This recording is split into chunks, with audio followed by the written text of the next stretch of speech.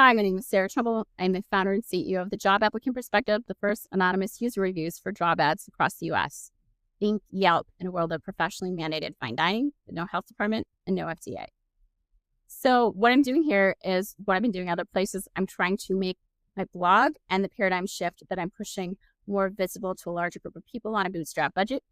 And there's a lot going on the back end. So on the front end, I am improving as I go and just getting it out there because I do think that substance over polish in this particular case is a public service. So this blog article comes from my Substack. I also have my website. I'll link both, but it's called 5 Warning Signs that the Online Labor Market Has Been Crashing All Along. What you didn't realize you already know. The secret that is Miss Secret. The trillion-dollar online hiring industry, LinkedIn, job boards, recruiting firms, talent innovation platforms, sells itself as efficient, transparent, and neutral. Sleek dashboards, algorithmic promises, polished branding. And yet, if you even pay casual attention to outcomes, the story cracks. The evidence sits in plain sight. Millions of frustrated job seekers, small businesses priced out of visibility, and entire workaround economies just to make the system usable. You don't need a PhD to notice something's wrong. What looks like innovation has been quietly producing structural market failures and spawning secondary markets to profit itself up. This isn't just about blaming employers, recruiters, or job seekers. It's about naming the signs that the online labor market has started to look less like a market and more like an engagement casino for many years. This post maps 5 cracks in the online hiring system: the ATS explosion, the bypass tools and optimizers, the polished industry boom, the government scaffolding, and the return of the help wanted ads outside people's doors. If these signals seem disconnected, they're not. Together, they reveal a market behaving more like an engagement casino than a functioning marketplace. Who this is for? Job seekers confused why endless applications go nowhere. Employers frustrated that great candidates never seem to surface. Recruiters stuck between broken tools and angry applicants. Small business owners priced out of visibility on national platforms.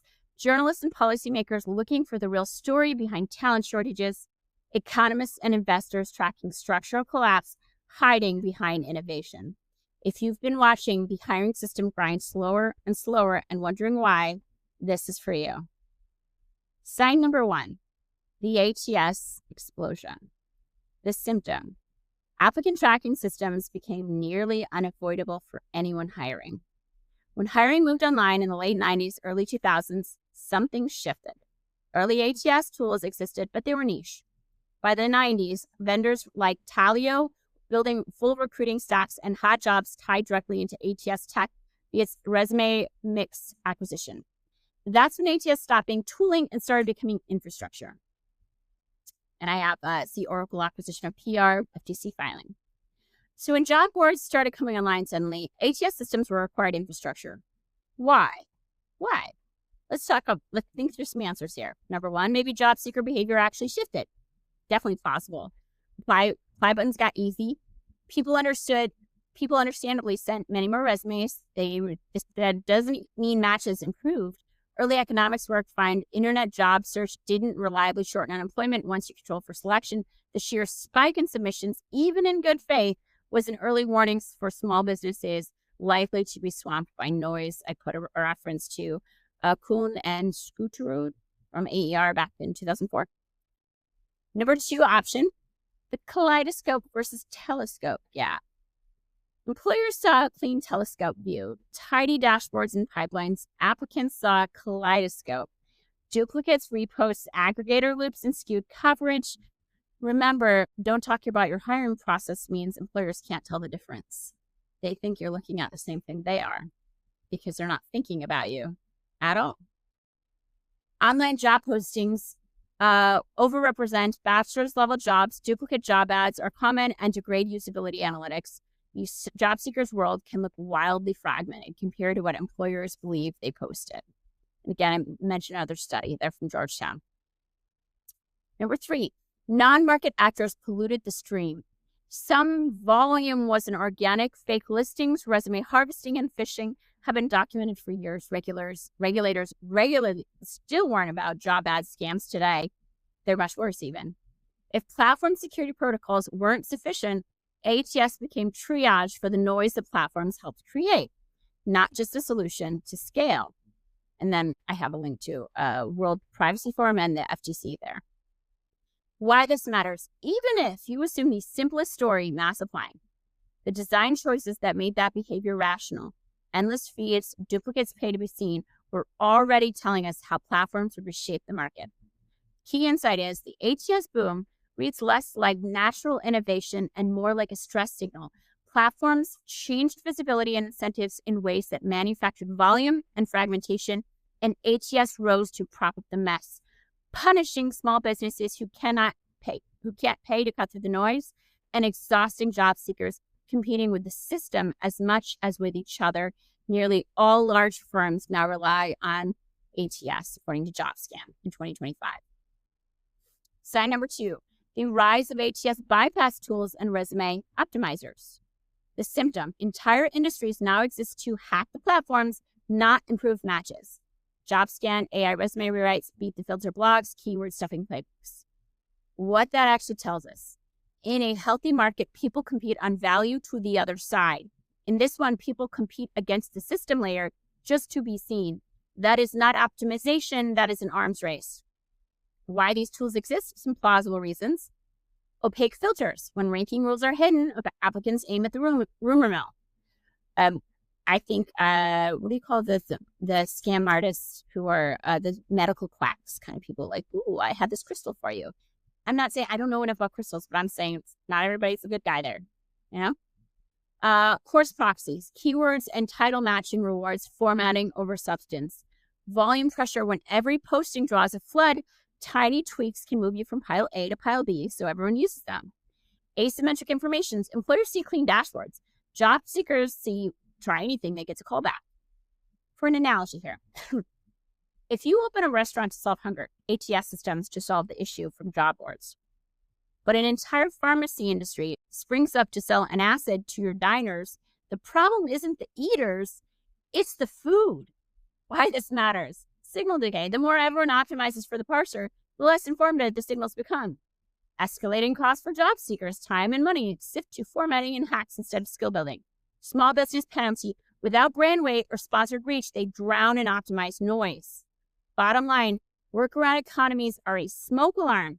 If you need a cottage industry just to be seen through the platform layer, not the people, is generating the friction it promised to remove. This is one of the things that TJAP is trying to do here. We're building tools, like I said, Yelp, in a world of professionally mandated fine dining with no health department and no FDA, can help job seekers make more informed choices. Now let's get to sign number 3. The resume writer, career coaches, and LinkedIn gurus. The symptom. A multi-billion-dollar polish industry. So we have ATS, then we have the polish industry, the ATS optimizers, and now we have a polish industry around that. A multi-billion-dollar polish industry exploded just to get past the noise.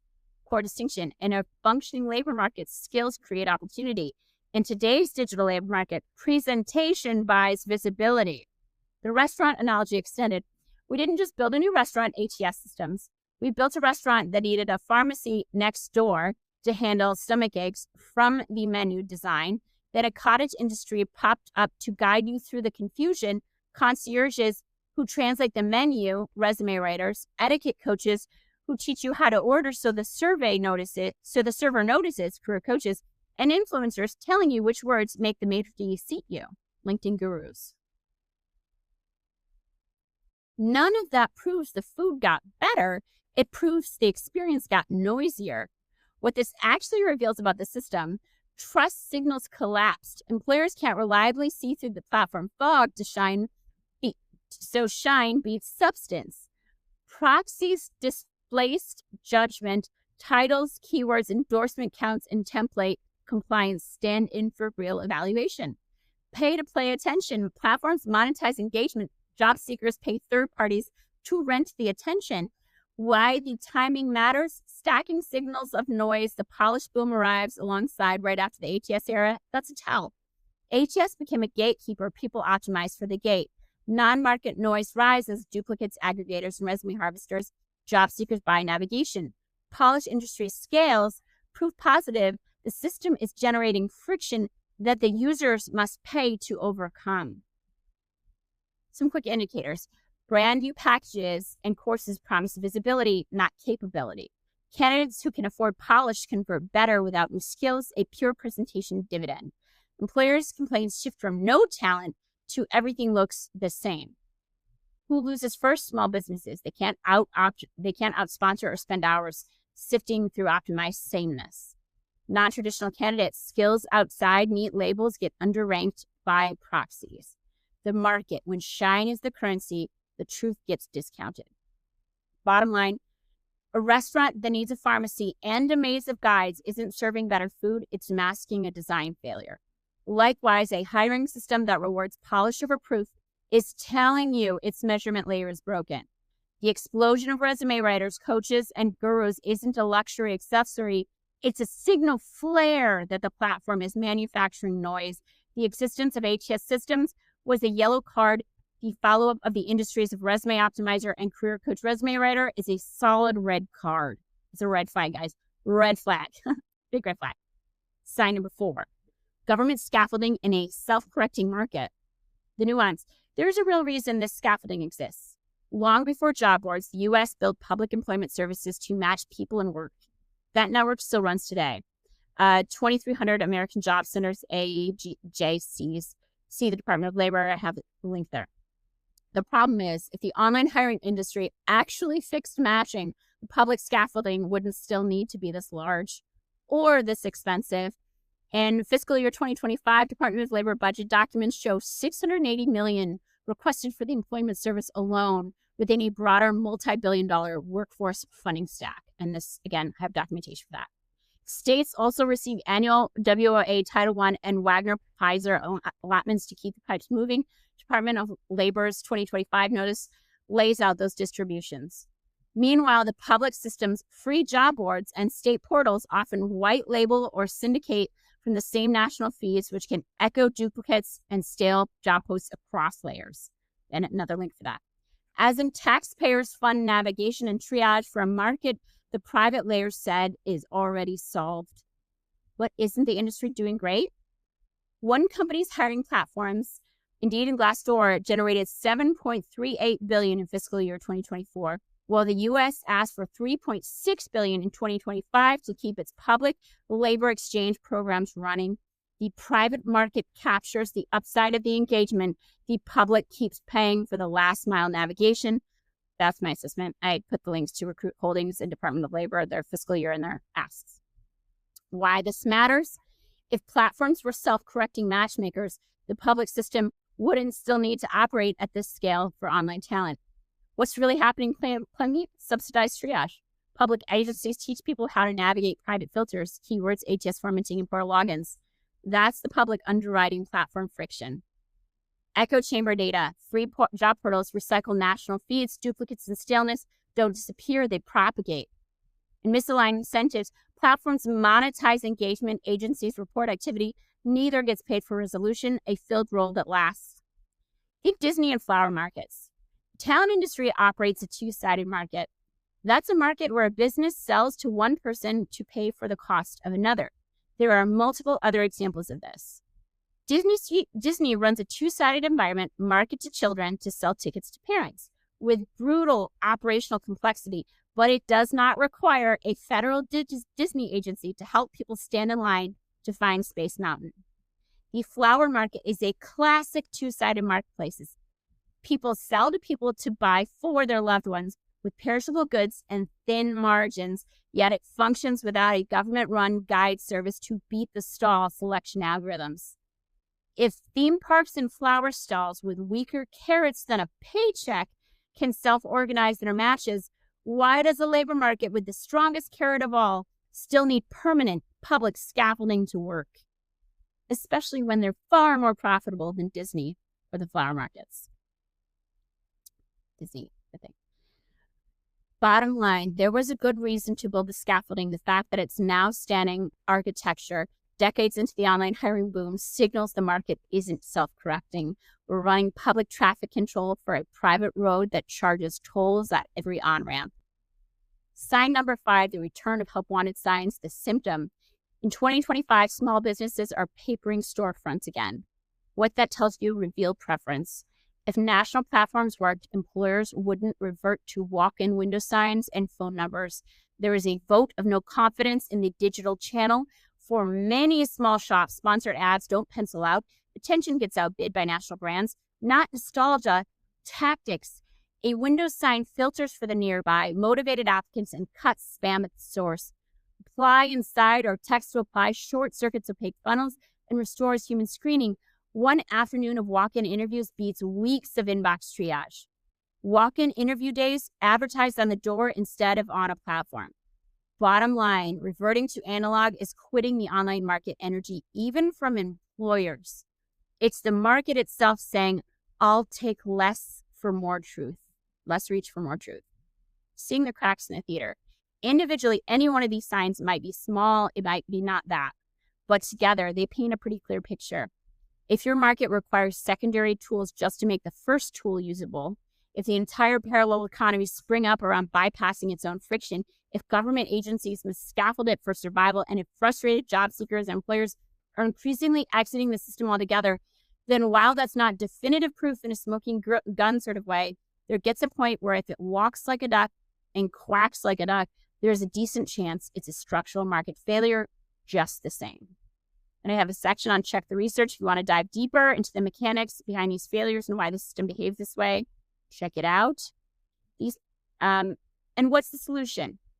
You don't fix a market by adding more polish. You fix it by restoring two-sided trust and local visibility. Try the job applicant perspective. See and share real hiring experiences to job seekers and small employers to get signal, not fog. Expose ghost jobs and dead ends with community reporting. Help local roles get found without paying for the engagement tax. Think about it. Yelp didn't kill local fine dining. It made it easier to stand out. It's like you operating your small restaurant, you having to advertise in the entire nationwide phone book of restaurants. It doesn't show you for what you are. But when you give people a chance to talk about their hiring experience here, and people are like, oh, that's a real place. Oh, it's cute. It's quaint. They stand out not for the way that their salaries compare or the way that their polish compares to, Amazon. They stand out for the way their humanity compares. Yeah. So that is 5 warning signs the online labor market has been crashing all along. Stay tuned. I will be posting other blogs. Thank you.